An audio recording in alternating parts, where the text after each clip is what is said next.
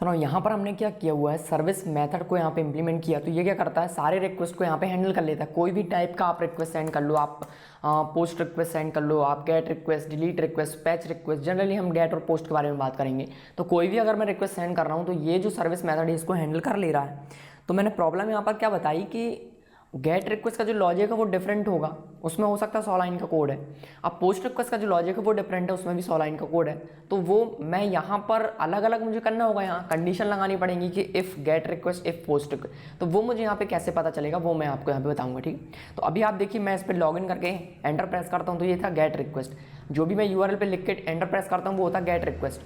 तो यहाँ पे गेट रिक्वेस्ट था तो क्या हुआ, सर्वलेट कॉल्ड हुआ, ठीक है ना। पोस्ट रिक्वेस्ट कैसे मिलेगा मुझे, जब मैं लॉगिन फॉर्म जो है यहाँ पर login.html को यहाँ पे फिल करूँगा और इसके बाद जो मुझे मिलेगा वो होगा पोस्ट रिक्वेस्ट। तो मैंने यहाँ पर कहा email@gmail.com, पासवर्ड डालेंगे 1 2 3 4 5 6, एंटर प्रेस किया तो यहाँ पर क्या है, लॉगिन सर्वलेट कॉल। तो दोनों जो रिक्वेस्ट है वो यहाँ पे हैंडल हो रही है।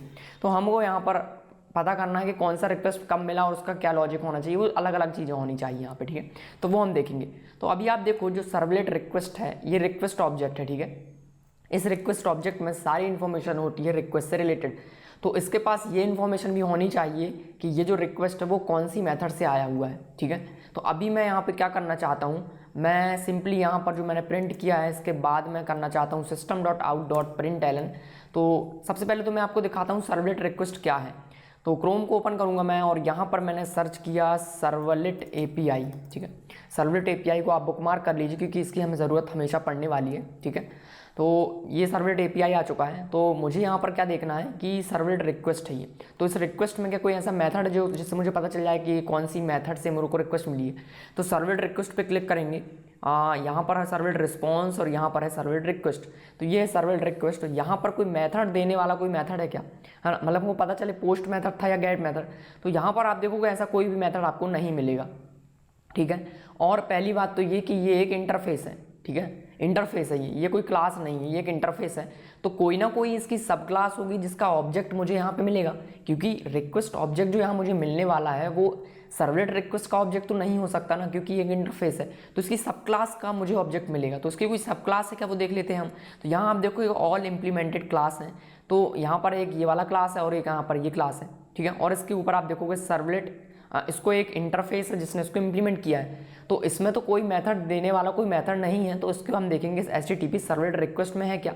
तो HTTP सर्वलेट रिक्वेस्ट में आप यहाँ पे देखो कि यहाँ पर एक मेथड है गेट मेथड, ठीक है। गेट मेथड हमको क्या करेगा, मेथड का नाम बताएगा कौन सी मेथड से मुझे रिक्वेस्ट मिला है। लेकिन अभी मेरे पास वेरिएबल कौन सा है, सर्वलेट रिक्वेस्ट का वेरिएबल है। तो क्या मैं सर्वलेट रिक्वेस्ट से मैं गेट मेथड को कॉल कर सकता हूँ, नहीं कर सकता, क्योंकि ये पेरेंट क्लास और पेरेंट में वो क्लास नहीं है। तो हो सकता है यहाँ पर जो ऑब्जेक्ट आया है उसके पास होगी, लेकिन वो ऑब्जेक्ट कौन सी क्लास का मुझे ये पता नहीं है। समझ रहे हो आप, पॉलीमॉर्फिकली यहाँ पर ये असाइनमेंट हो रहा है और पॉलीमॉर्फिकली मैं चाइल्ड क्लास का जो वेरिएबल है और सब पेरेंट क्लास का जो वेरिएबल है उससे मैं चाइल्ड की मेथड को कॉल नहीं कर सकता, ठीक है। तो अगर मैं यहाँ पर देखूँ ये रिक्वेस्ट ऑब्जेक्ट किस क्लास का मुझे मिल रहा है तो ये मुझे कैसे पता चलेगा। तो एक काम करते हैं हम, यहाँ पर ये रिक्वेस्ट डॉट, हमने इसको कहा इंस्टेंस ऑफ, रिक्वेस्ट जो है इंस्टेंस किसका है ये हम पता कर सकते हैं। तो हमने कहा instance of HTTP servlet request, ठीक है। HTTP सर्वलेट रिक्वेस्ट, अगर ये HTTP सर्वलेट रिक्वेस्ट का ऑब्जेक्ट है तो मैं क्या कर सकता हूँ, इस पर मैं गेट मेथड को कॉल कर सकता हूँ, ठीक है। यहाँ पर है गेट मेथड, ये गेट मेथड, ये मैं कब कॉल कर पाऊंगा, जब वो ऑब्जेक्ट होगा HTTP सर्वलेट रिक्वेस्ट का। ये भी इंटरफेस है लेकिन इसकी सब क्लास का होगा, ठीक है। तो यहाँ पर मैं जस्ट चेक करना चाहता हूँ क्या ये रिक्वेस्ट ये HTTP सर्वलेट रिक्वेस्ट का ऑब्जेक्ट है या फिर उसकी किसी सब क्लास का ऑब्जेक्ट है, ठीक है ना। उसको हम सेव करेंगे, जैसे आप सेव करते हो एप्लीकेशन रीलोड होता है, वापस आएंगे एप्लीकेशन में, हमने इसको अगेन रीलोड किया तो लॉगिन रिक्वेस्ट में यहाँ पे पोस्ट रिक्वेस्ट जाने वाली है। पोस्ट रिक्वेस्ट गई और आप यहाँ पर देखोगे ओके अभी प्रिंट नहीं हुआ ना, अगेन इसको रीलोड करेंगे, रीलोड किया ओके सो रीलोड हुआ। यहाँ पर आप देखोगे कि एक एरर आया हुआ है, ये सिंटैक्स एरर है, यहाँ पे मैंने एक और ब्रैकेट एक्स्ट्रा लगा दिया है ना। सेव करेंगे और अगेन इसको रीलोड करेंगे, ओके रीलोड हुआ एप्लीकेशन। तो यहाँ पर क्या आया, लॉगिन सर्वलेट कॉल, यहाँ पर आया ट्रू। ट्रू का मतलब क्या है, ट्रू का मतलब ये है कि जो हमको रिक्वेस्ट ऑब्जेक्ट मिल रहा है ये HTTP सर्वलेट की किसी सब क्लास का ऑब्जेक्ट है, ठीक है। तो अब मैं यहाँ पे क्या करूँगा, सर्वलेट रिक्वेस्ट से इसको टाइप कास्ट करूँगा HTTP सर्वलेट रिक्वेस्ट में, और टाइप कास्ट करने के बाद मैं गेट मेथड को कॉल कर पाऊँगा, ठीक है। तो यहाँ पर मैं इसको टाइप कास्ट कर लेता हूँ। मैंने कहा HTTP सर्वलेट रिक्वेस्ट यहाँ पर मुझे मिल जाएगा सर्वलेट रिक्वेस्ट, तो मुझे मिल जाए रिक्वेस्ट। नाउ मैंने इसको कहा रिक्वेस्ट इक्वल, मैंने यहाँ पर इसको टाइप कास्ट करना है तो ब्रैकेट का यूज़ करेंगे। हमने कहा HTTP servlet request, okay, HTTP servlet request, और मुझे यहाँ पर रिक्वेस्ट को टाइप कास्ट करना है। तो इस तरह से मैंने रिक्वेस्ट को टाइप कास्ट किया। नाउ इस रिक्वेस्ट पे मैं कॉल कर सकता हूँ गेट मेथड को, ठीक है। गेट मेथड क्या मुझे रिटर्न करेगा, गेट मेथड मुझे बताएगा कि कौन सी मेथड से यहाँ पे रिक्वेस्ट आया है। तो मैंने यहाँ पर कहा रिक्वेस्ट डॉट गेट मेथड, ठीक है, गेट मेथड। तो ये मुझे बताएगा HTTP पोस्ट है या फिर HTTP गेट है। नाउ इसको सेव करेंगे, कंसोल को ओपन करेंगे और यहाँ पर एप्लीकेशन रीलोड होगा अगेन, ठीक है। तो यहाँ पर आप देखोगे कि यहाँ पर क्या आया, login servlet called post request है, ठीक है, ये पोस्ट रिक्वेस्ट थी। नाउ मैं यहाँ पर मैनुअली टाइप करूँगा login and then enter press करूँगा, तो अभी ये था गेट रिक्वेस्ट, तो यहाँ पर क्या आया, गेट रिक्वेस्ट, ठीक है। तो मैं यहाँ पर कंडीशन लगाऊंगा कि अगर ये पोस्ट रिक्वेस्ट है तो कुछ और करना है, अगर गेट रिक्वेस्ट है तो मुझे उसके लिए कुछ और करना है, ठीक है। तो देखेंगे इसको कंडीशन लगा के हम कैसे डिफरेंट टाइप के यहाँ पर रिस्पॉन्स को यहाँ पर सेंड कर सकते हैं, ठीक है। सो नाउ यहाँ पर हम कंडीशन लगाएंगे तो हमको यहाँ पर क्या करना है, ये जो गेट मेथड है ये हमको क्या रिटर्न करता है, सबसे पहले ये देखना बहुत ज़रूरी है। तो यहाँ पर हम देखेंगे गेट मेथड क्या रिटर्न कर रहा है, हमको स्ट्रिंग रिटर्न कर रहा है। तो हम डायरेक्टली यहाँ पर स्ट्रिंग की हेल्प से इक्वालिटी चेक कर सकते हैं। मैंने इसलिए चेक किया क्योंकि हो सकता है कोई ऑब्जेक्ट प्रिंट कर रहा हो हमको, तो ऑब्जेक्ट नहीं है यहाँ पर, जस्ट स्ट्रिंग प्रिंट हो रहा है, ठीक है।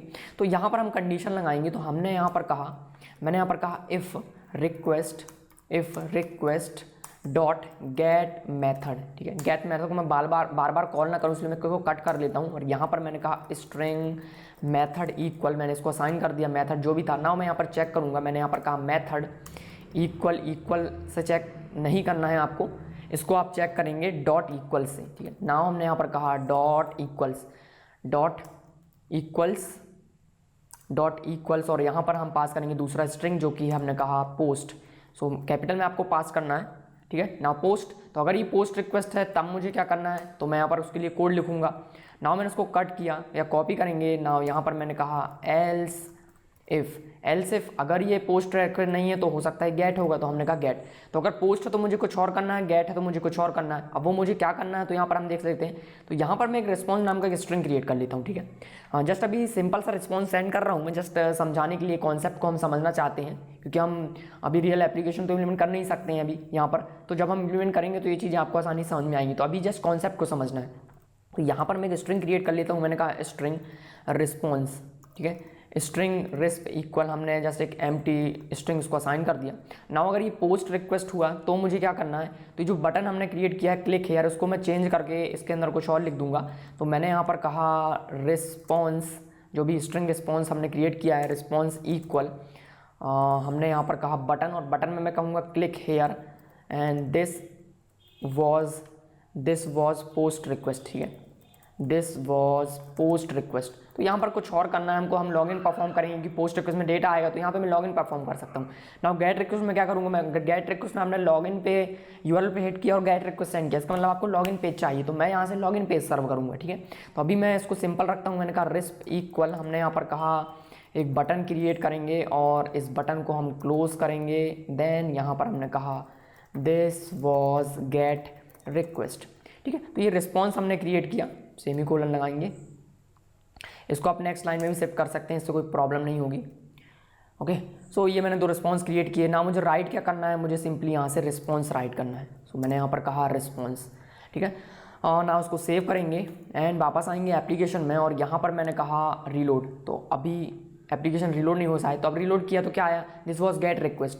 नाउ बैक करेंगे, एप्लीकेशन को बैक करेंगे तो क्या होगा, हमको फॉर्म मिलेगा। तो फॉर्म अगर मैं फिल करके जब एंटर प्रेस करूँगा तो क्या होगा, पोस्ट रिक्वेस्ट सेंड होगा, तो मुझे रिस्पॉन्स में कुछ और मिलेगा। तो मैंने यहाँ पर पासवर्ड एंटर किया, लॉगिन किया, तो मुझे यहाँ पर क्या मिला, this was post request. Now same URL पे मैं गेट रिक्वेस्ट सेंड करना चाहता हूँ, मतलब मैनुअली टाइप करके एंटर प्रेस करूँगा, एंटर प्रेस किया क्या आया, दिस वॉज गेट रिक्वेस्ट। तो गेट और पोस्ट रिक्वेस्ट को हम यहाँ पर अलग अलग तरीके से यहाँ पर हैंडल कर पा रहे हैं, ठीक है, क्योंकि दोनों रिक्वेस्ट का काम अलग अलग होगा तो हमको अलग अलग कोड लिखना पड़ेगा। तो अभी आप देखिए मैंने यहाँ पर इसको यहाँ पर इस तरीके से हैंडल किया। Now patch request, put request, delete request को भी हम इसी तरह से इफ एल्स कंडीशन की लगा के इसको हम कर सकते हैं, ठीक है। लेकिन यहाँ पर इस इम्प्लीमेंटेशन में एक प्रॉब्लम है, वो प्रॉब्लम क्या है देखेंगे नेक्स्ट वीडियो में, ओके। सो इस वीडियो में इतना ही है एंड थैंक्स फॉर वॉचिंग।